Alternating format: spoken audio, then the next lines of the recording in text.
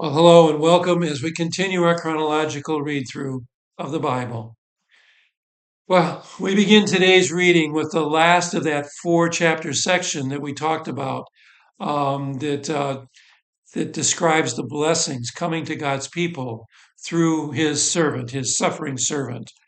We're reminded that we are chosen by God, that there is no other God.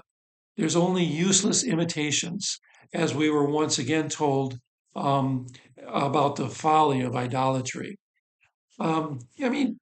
Actually think about idolatry for a minute. Let's take a wooden idol. You cut down a tree, half of it you use to heat your house, cook your food. The other half you turn into an idol of worship. How can that make any sense at all? The chapter ends with a reminder that the Lord and the Lord alone redeems Israel, even calling out the name of the king through whom, though he is not even born yet, God will restore his people to Jerusalem. It's an amazing prophecy. Now, chapters 45 through 48 continue to speak of that captivity that's coming up for Judah through Babylon. And God speaks of Cyrus, whom he's already designated to return the captives of Judah. Cyrus hasn't even been born yet. God mocks those who like the clay telling the potter what to make it into, rebel against him, refuse to admit his sovereignty. In other words, when God looks at us telling God how he should be doing things, he feels that it's like a lump of clay telling the potter what they should be made into. We're told again that the Lord alone saves. So we turn to him to be saved. We don't. If we turn away from him, we will be condemned. Chapter 46 notes again the foolishness of making something with your own hands and then declaring it to be divine.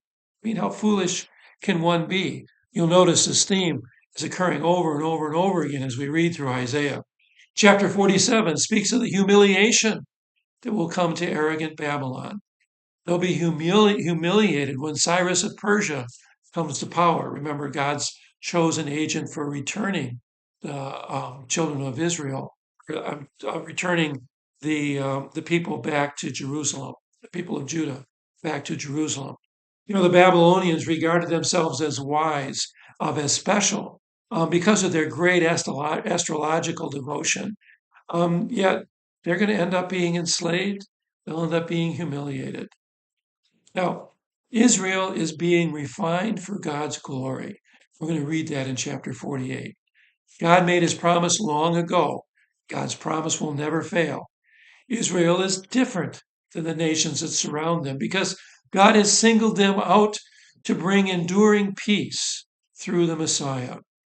Yes, will be chastised for her stubbornness. She'll be chastised for her indifference and her idolatry, but God will always preserve a remnant for himself, through whom he will accomplish what he has promised.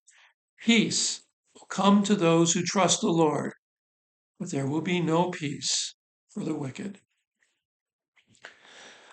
Well, again,